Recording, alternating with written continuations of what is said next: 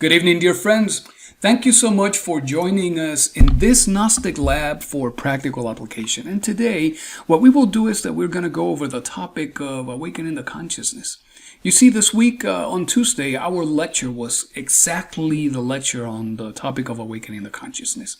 And what we will do in our Gnostic lab today is that, number one, we will give a brief introduction into the topic.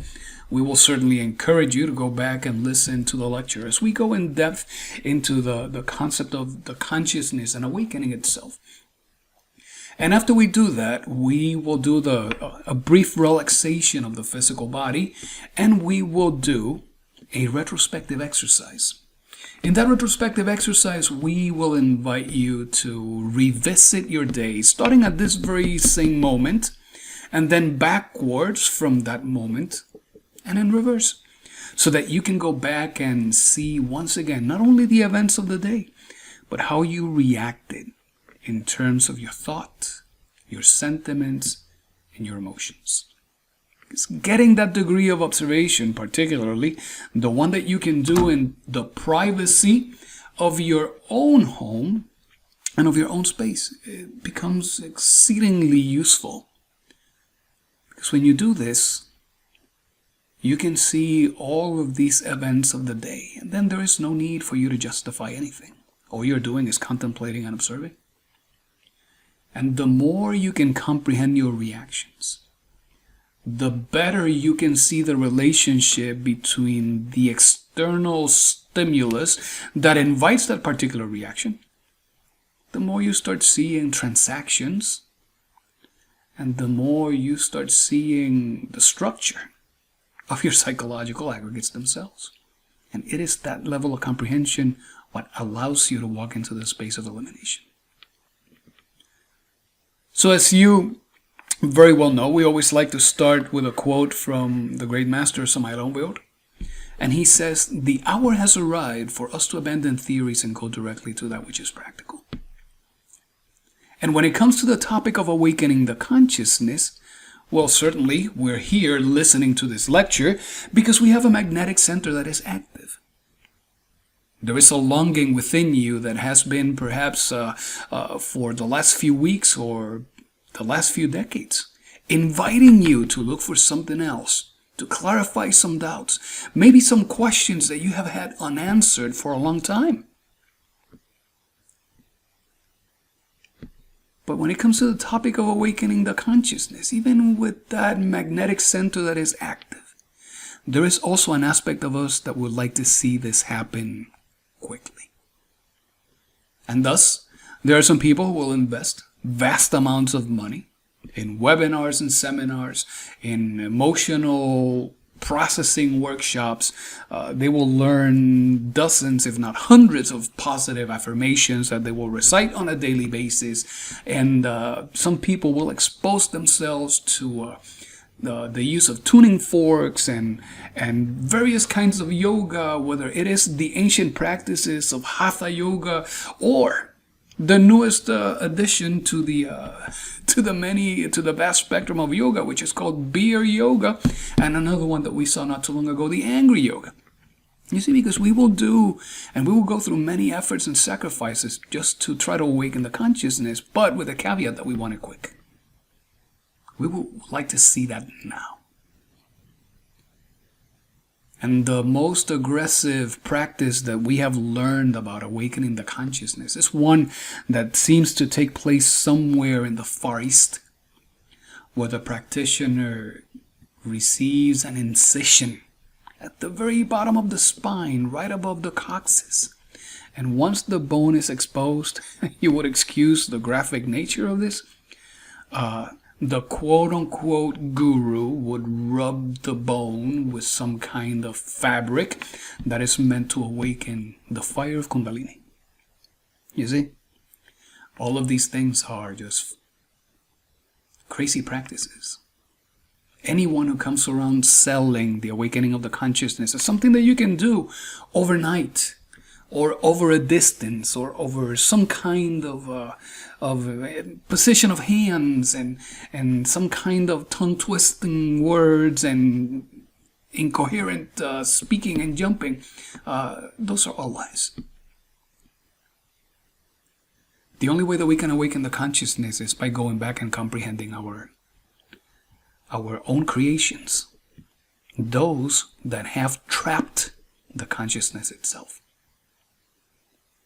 And you can attest to this because in those days where you have your attention very dispersed, those days where you're dealing with a personal problem and you're dealing with some last minute issues and a couple of conflicts that come from the side, you see, those days where you are very, very dispersed, you can see how difficult that is for you to operate.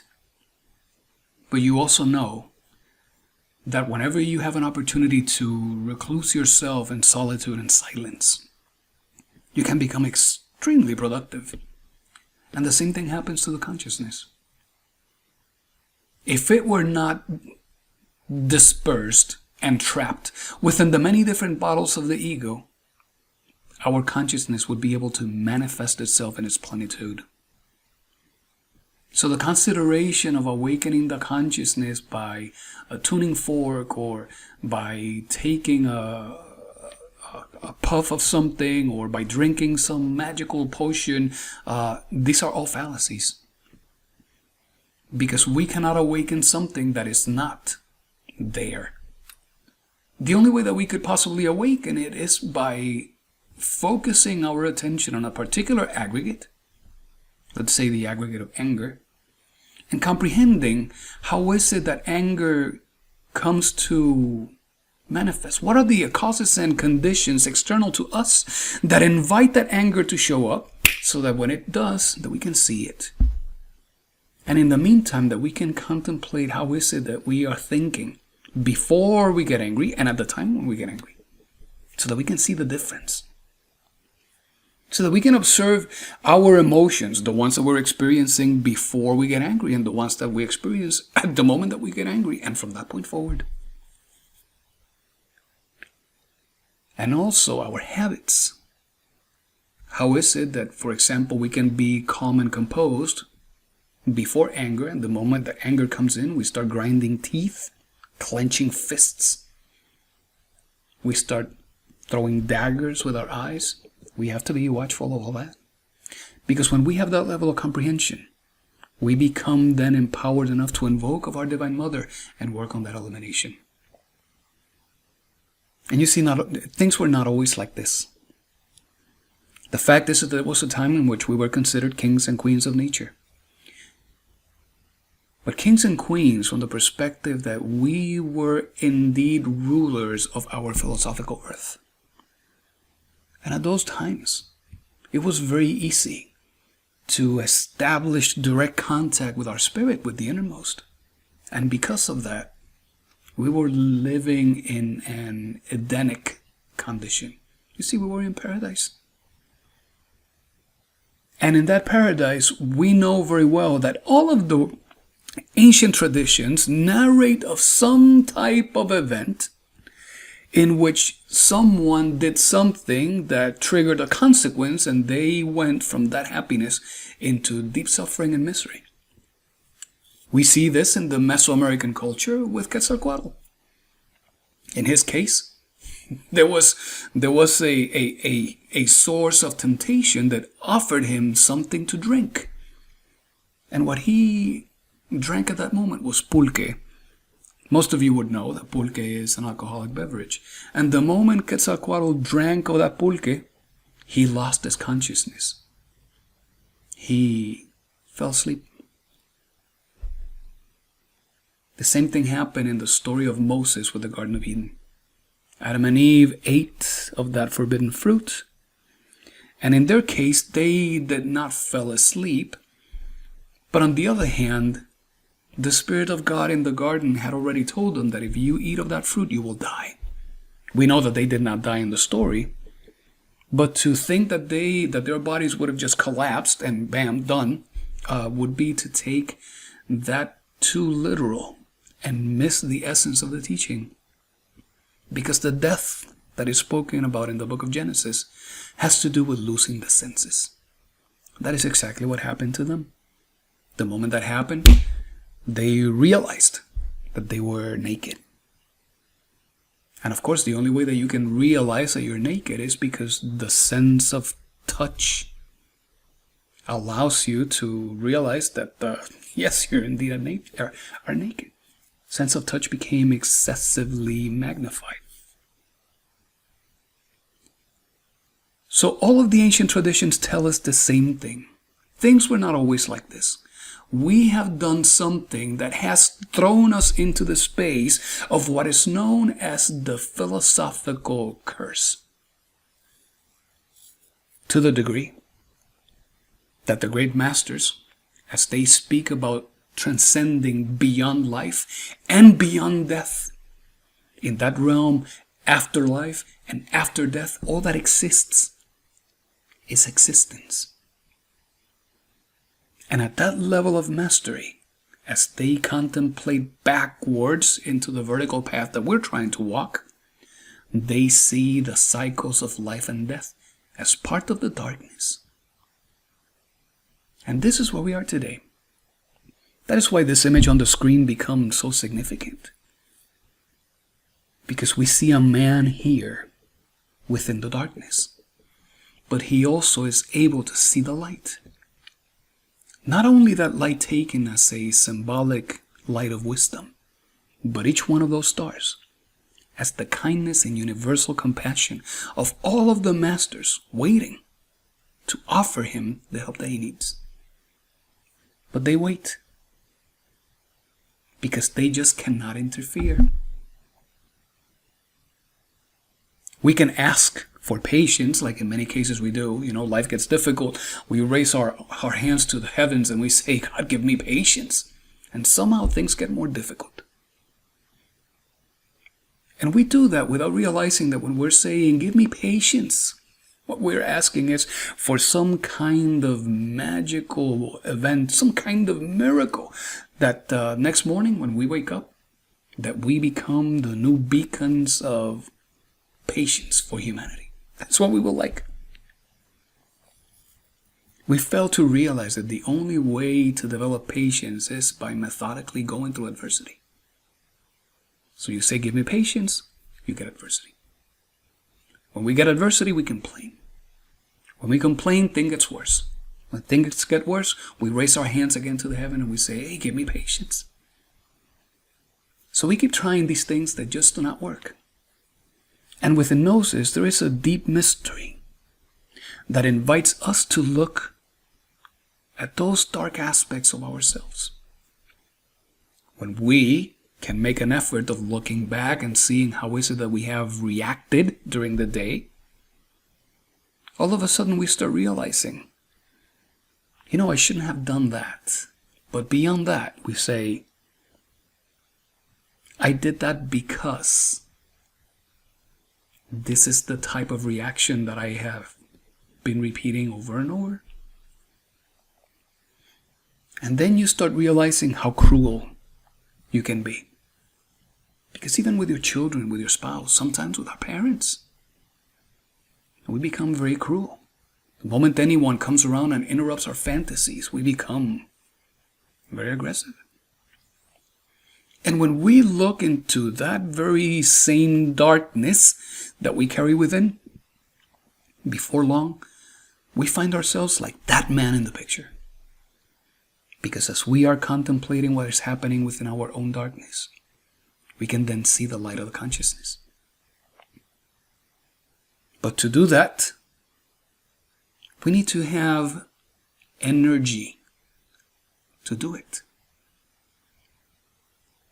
We cannot go through the day waking up after 2 hours of sleep at night and trying to sustain ourselves with energy drinks and coffee, and in the meantime during the day just explode with bouts of anger here and there, and in other instances just continue wasting of our power by giving ourselves to lewdness and morbosity, and even lending our ear to gossip and criticism. You see, every time we do all of that, we are investing of our energy in the wrong things. And by the time the day ends, there is no energy left for the spiritual practice. So we have to make use of our creative power. And to maintain it, to have it available, well, just like when we're driving our car, we need to be measured in how is it that we choose to burn our energy during the day. There is no way that you can go out in the morning and run for 3 hours and then come back and then get on your bicycle and ride for an additional 6 and then think that you're going to have enough energy to do much. And anyone who has been involved in high endurance sports knows that this is a fact. Your body craves and it demands you to get some rest so that you can recover. So the same thing if we look at life as a psychological gymnasium. The same thing happens with our events in life. When we refrain from our reactions, it is right then and there that we start making energy available for our spiritual practice. Now, some people believe that when they refrain, that they can contain that energy. But we know that we cannot do that. Keeping present that beautiful principle of correspondence, the one that says, as above, so below. We have to look at what is happening here around us to know that we cannot do that.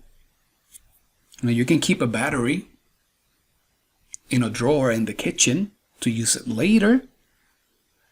But if you don't use it within some amount of time, that energy dissipates itself. The chemical reaction within the battery does not stop. And the day that you need it, it's a 50% charge, and then it's no good. Same thing happens with us. We cannot contain this energy. We can harness it, but we need to harness it to put it to use, to focus it, and put it to use in a way that is constructive and essentially dignifying. But if we want to awake our consciousness, we need to make use of the creative power that exists within us and route it in a way that will indeed help awaken the consciousness. And when we are able to do that, when we end the day with enough energy, with enough refraining of our reactions, with enough ability to contemplate, when it comes to comprehending the ego, becomes a lot easier. And this is exactly what our innermost is seeking of us to do. The fact that there is a longing, a yearning, that there's a flame within you that is burning actively, and that you're here listening to these lectures and these practices, is an indication that the time has come in this life, as it has happened in previous ones, for you to be able to grab hold of this wisdom and once again put it to use. That is known as the essence of our internal Savior that saves us.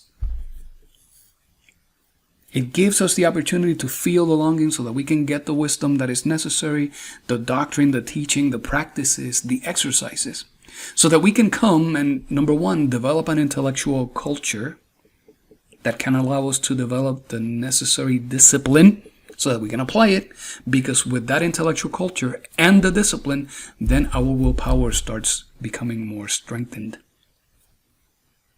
And as we put it to use and we start observing our psychological aggregates, our own creations, then we can comprehend them better. And it is at that point where we can invoke the igneous serpent of our magical powers, that fire of Kundalini. Today there's so much fallacy, there are so many lies on the internet about Kundalini. Some say that you can awaken it by drinking this, or by doing that exercise, or by doing a headstand and twisting your tongue and breathing like this. Those are all lies. The fire of Kundalini can only awaken by virtue of the merits of the heart. And for us to accumulate merits in the heart, well, there has to be sacrifice. We have to sacrifice ourselves for others. And we have to sacrifice ourselves within our own selves. And sacrificing ourselves within our own selves is is as simple and as difficult as being able to observe how is it that your thoughts, your emotions, and your physical reactions change with the different impressions that you receive from the surroundings. That requires work.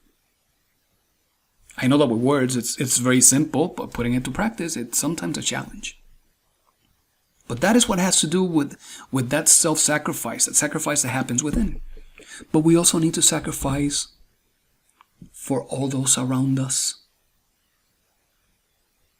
And one way that we do that sacrifice, simply by being nice. Friends, some people take that for granted, but being nice is just one of the greatest exercises in kindness that you can do. But it is not just being nice when you're at the supermarket and you mistakenly bump somebody with your cart. No, it's not. It goes beyond that. It's being nice when you see someone in need. No, by now we should be calling that being honorable. When you see someone in need, when you see somebody suffering, it's also remaining honorable when somebody is giving you the difficulties of the psychological gymnasium. Because when you do that, and at the same time you are practicing that self-sacrifice of restraining so that you can contemplate yourself, then we start opening the door to receiving the right merits.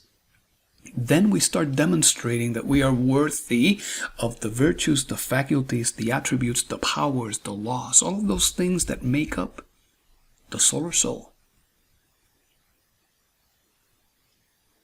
And all of that together adds up into this phenomena that is known the awakening of the consciousness. Because let us tell you this. The process to awaken the consciousness is made up of many things that have nothing to do with awakening the consciousness itself. You see, you look and you seek to awaken the consciousness.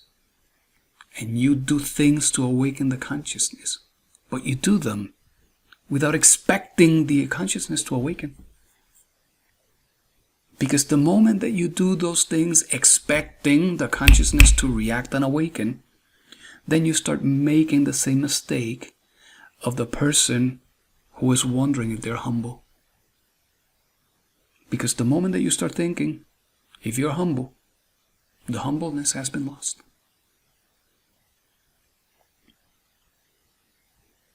This truly works when we willingly descend into our own darkness. When we willingly and patiently contemplate our reactions in those moments of difficulty. The moment that somebody tells you, this is what you're gonna do.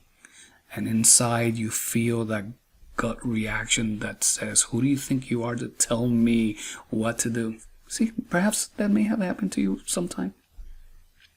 But when that happens, if instead of externalizing all of those reactions, you choose to refrain and remain observant. It is not refrain and make pretend. That's not what we're saying.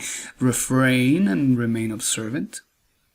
Then you will see how your thoughts start becoming thoughts of war.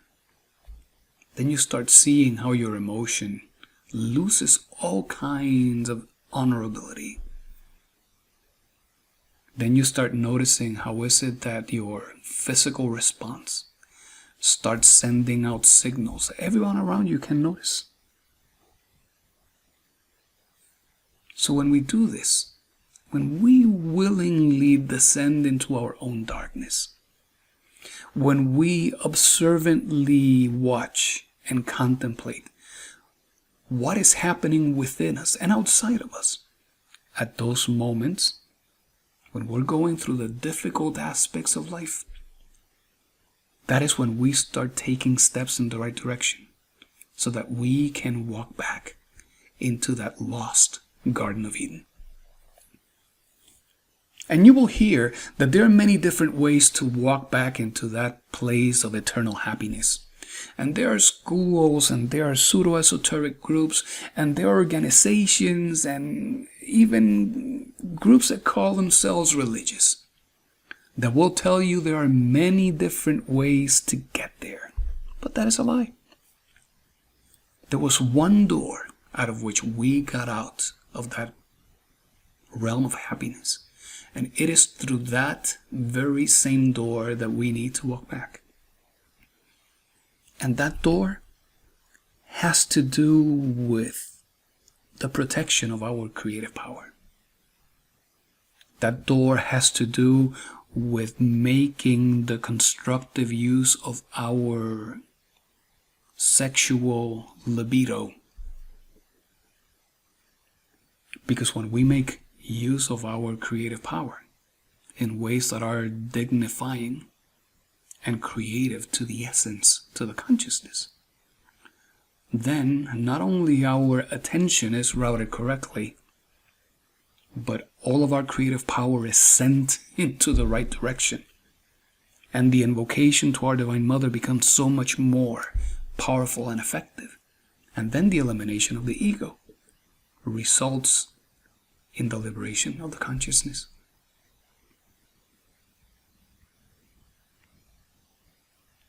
So this is why we don't have to fear temptation. Of course, we're not inviting you to go and flirt with temptation either.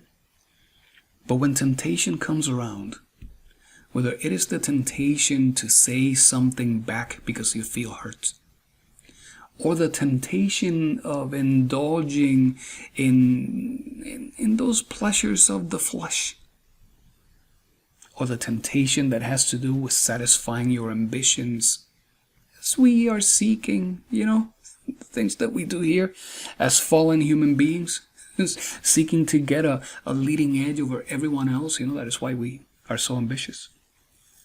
It's watching those temptations and not slipping down those slippery slopes, observing them and knowing that they are indeed tests. And the more we can demonstrate that we can dominate those tests, well, the more mastery we are demonstrating at that particular level in that infinite scale that takes us from matter to spirit. And once you demonstrate that you are responsible enough to deal with that, well, eventually something else is going to come up.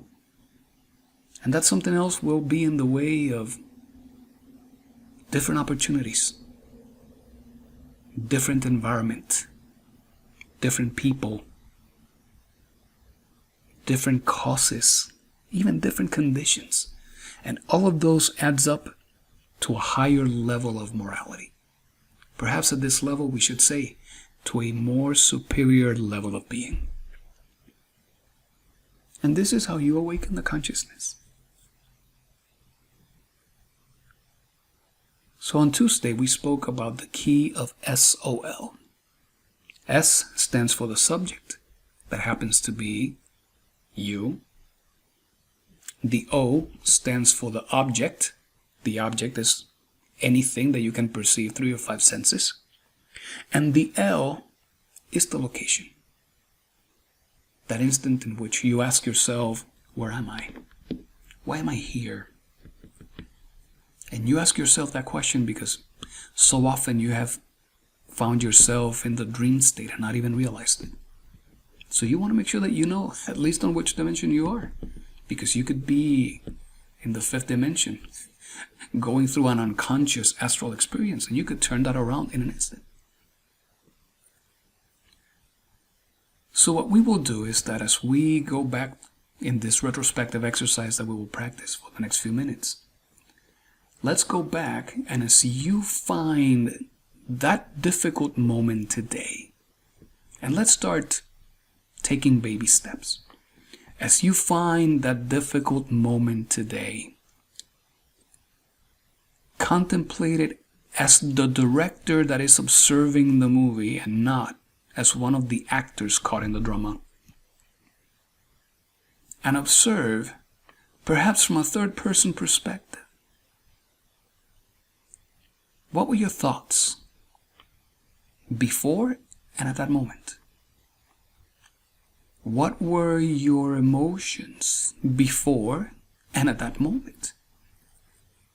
What were your physical reactions before and at that moment? And as you do that, observe the psychological aggregate that has assumed ownership of your human machine. If it is an ego of anger, you will notice how your thought becomes illogical, how your emotion becomes dense and dark, how your demeanor becomes one of aggressiveness and being combative. And in many other cases, how your physical response becomes very subtle. And how is it that sometimes our own anger will show itself not dangerous at all, but even giving the impression of being a great master, offering great advice, using subtle words, and behind all of them, a very ill intention. Observe what that psychological aggregate is. Observe the one that was before and the one that comes after. And what you will see is that as you start going back in your memories, you start becoming very predictable. And you notice the patterns. And then you can see that when you're hungry and you are exposed to certain colors and certain smells and you cannot satisfy certain sensations, there are aspects that will immediately come out and would be very aggressive. You will notice that immediately after that, there is some other ego that comes to replace the driver's seat in the machine. But also know that the more you inquire, the more you ask, why am I responding like this? The more you try to seek to find what is behind this? What is beyond this appearance, and what is the thing itself? You start gaining a degree of comprehension that is so profound. Then you can invoke of the power of your Divine Mother and just ask her with infinite love, Divine Mother, please eliminate this defect. And use your objective imagination to see it. And once you're done, remember to be grateful and give thanks. But also, remember to remain watchful, so that as you invoke of this power superior to the mind, and as we continue taxing our Divine Mother with more work, because we are children that are very undeserving, as we continue taxing her with more work, and she continues to respond in infinite love, let's show back our gratitude by learning from that event, and in the future when things come back, that we can recognize them, that we can refrain, that we can demonstrate that we are indeed sincerely seeking for an internal transformation. So let's go ahead and close our eyes. Let's leave our feet flat on the floor. Allow your hands to rest comfortably over your legs.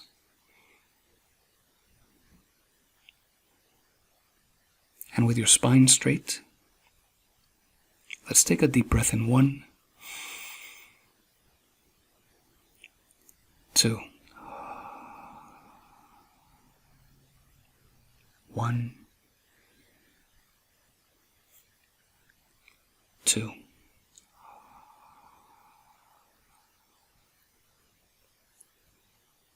1, 2.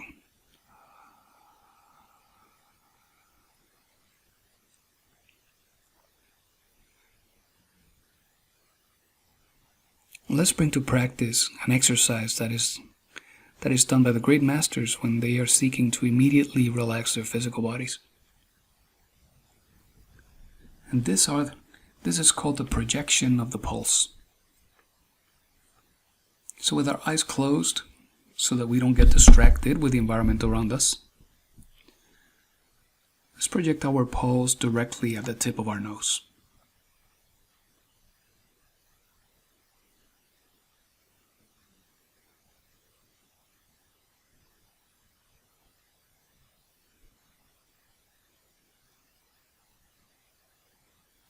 You will notice that gradually that sensation builds and you can actually feel the beating of your heart in the tip of your nose.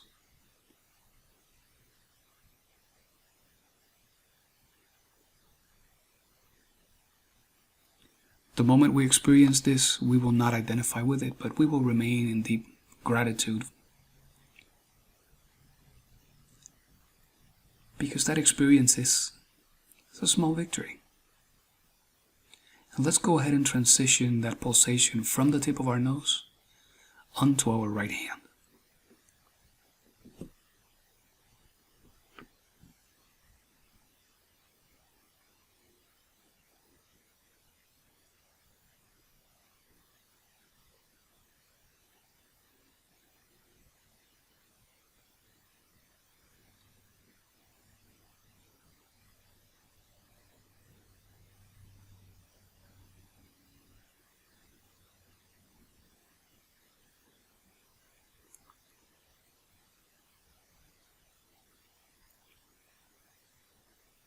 Once we feel the gentle pulse and the warmth in our right hand, let's transition those pulsations down to our right foot.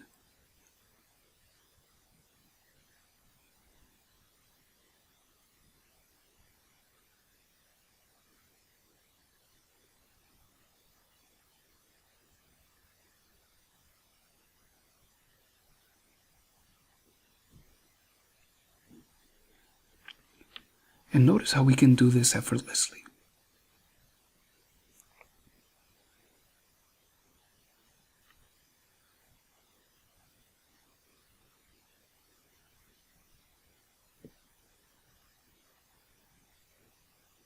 As we continue to breathe in through our nose and out through our nose.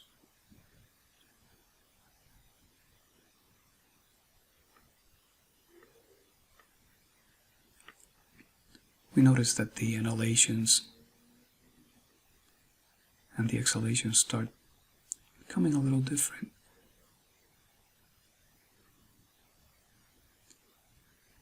And our exhalations are gentle and deep.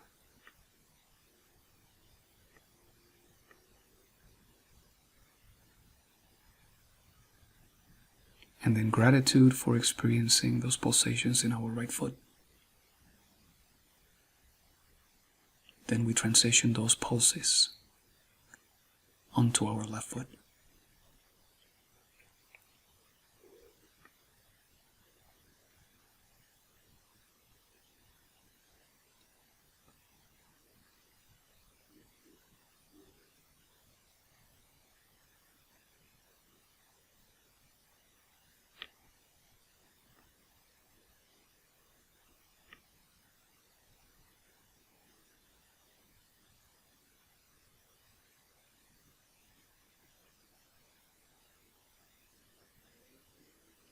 From our left foot, we transition them into our left hand.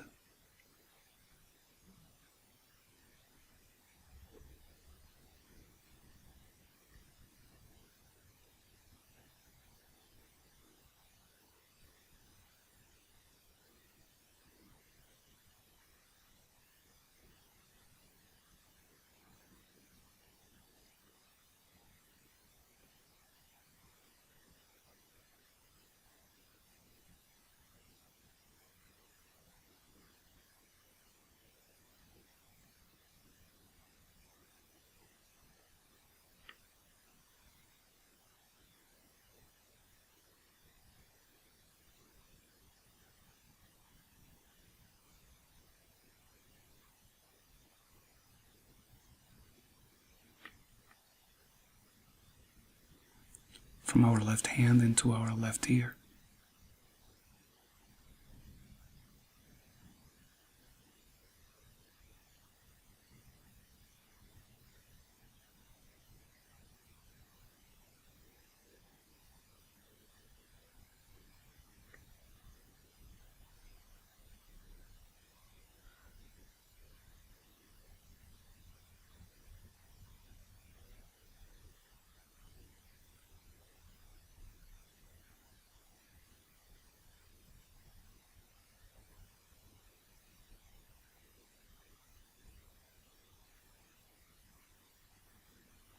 from our left ear back into the tip of our nose.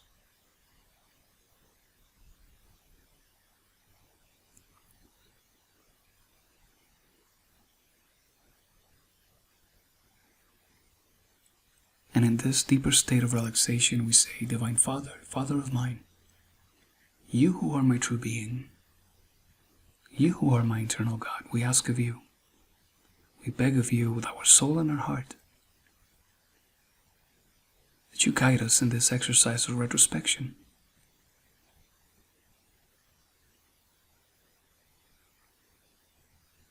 We ask that you enliven our faculty of clairvoyance, which is indeed our objective imagination, so that we can see clearly all of these events within the screen of our mind.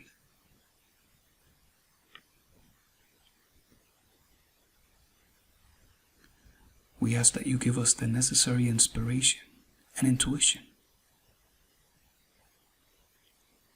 so that we can see these events exactly for what they are, so that we can grasp and apprehend the significance that they have for our spiritual progress.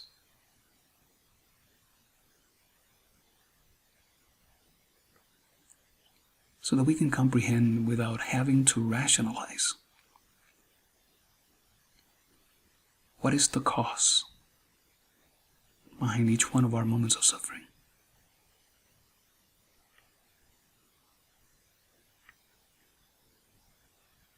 We ask of this in your holy name. So be it.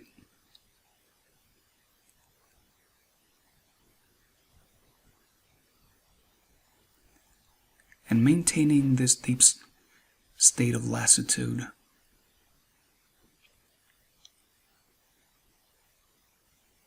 maintaining the subtle vibration that inundates the physical body, let's go from this moment backwards in time. And let's revisit all of the events of the day. Where you were, what you did, the people who are with you, close to you. And let's revisit our day backwards. You will intuitively know which is the most significant moment of your day, and whether it was one of joy or of sourness. Contemplate it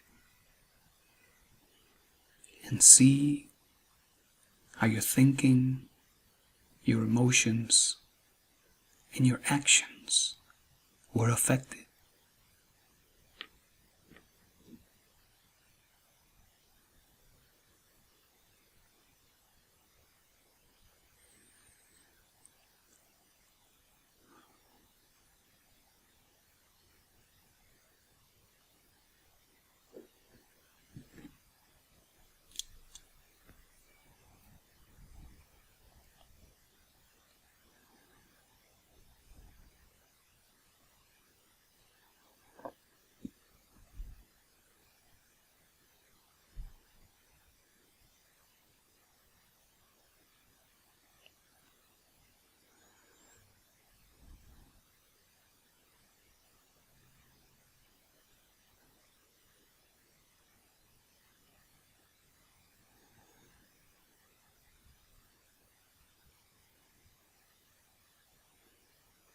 If at any moment you feel yourself becoming a little tense,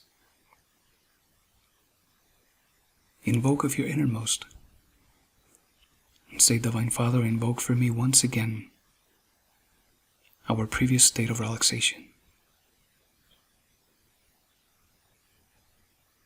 And as you exhale, allow all tensions and all worries to dissipate.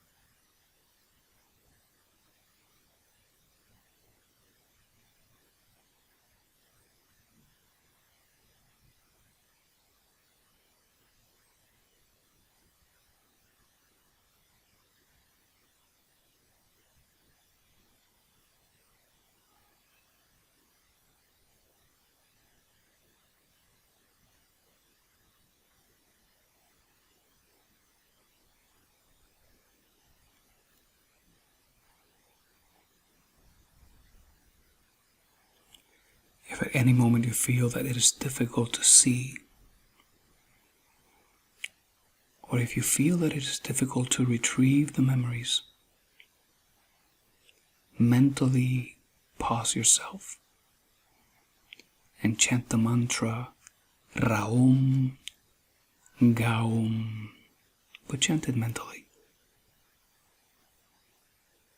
Make sure that you elongate the sound of each vowel.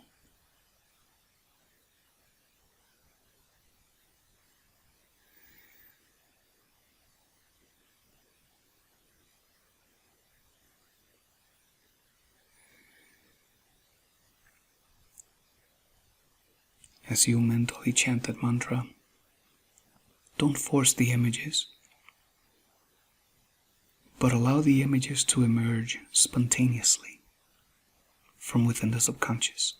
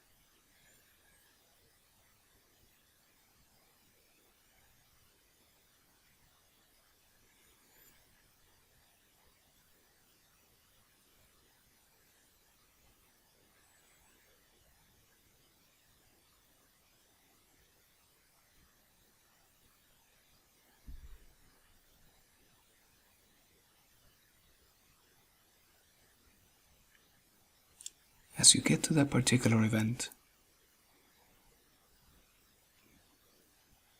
be watchful of your thinking.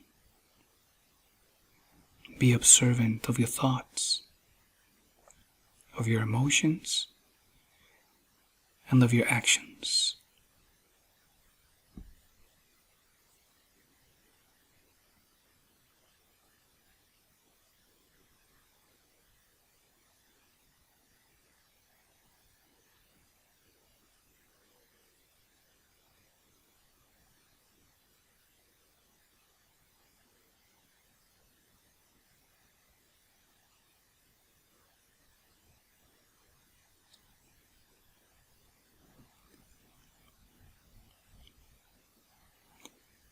And seek to identify the psychological aggregate that exists behind that. It could possibly be one of the many faces of pride, where your self-worth was put into question. Or perhaps your self-consideration was attacked.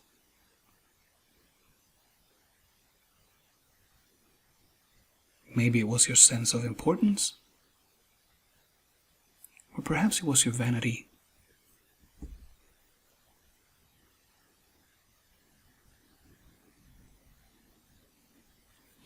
What is important is that we see it without judging it, without renaming it, without justifying it.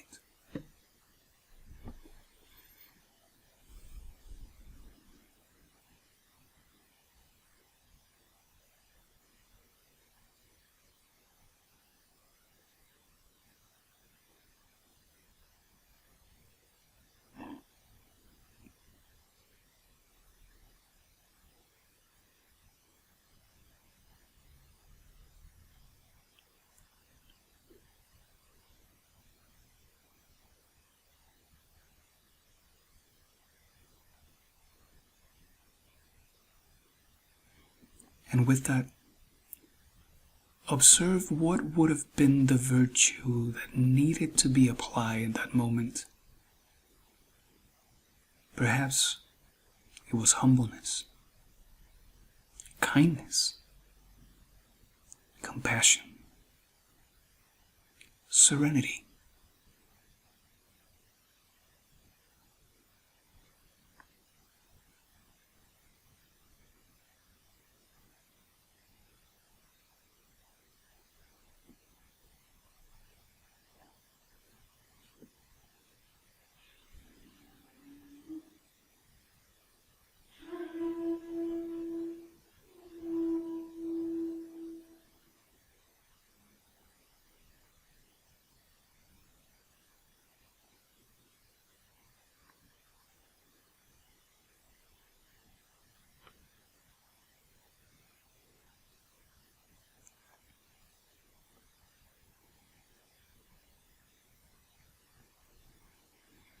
With that deeper level of understanding of that ego,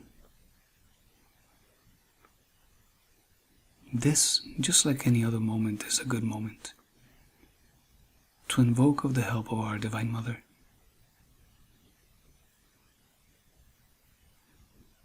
And all we have to do is ask of her with all of our love and all our heart. Say, Divine Mother, we ask of you, we beg of you, that you take this psychological aggregate and that you please turn it into cosmic dust.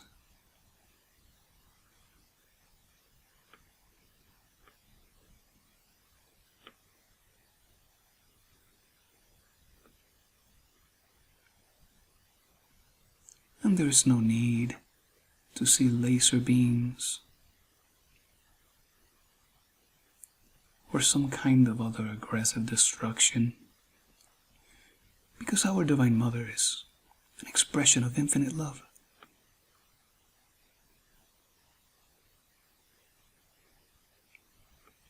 Just see that as she takes over that creation of yours and dissolves it, as she turns it into cosmic dust, use your objective imagination to see how her delicate fingers grab a hold of a little speck of light, perhaps the size of a grain of sand, and how in infinite love and kindness she once again deposits it right in the temple of your heart.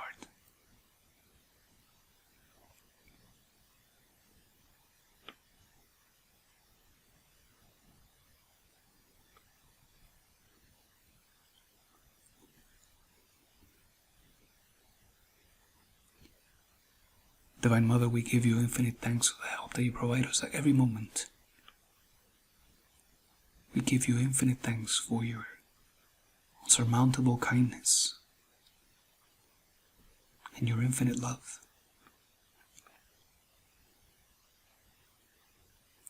To you, dear Father, we give you infinite thanks because you give us the ability to see and perceive without the need to rationalize, but to experience directly with the faculties of our heart.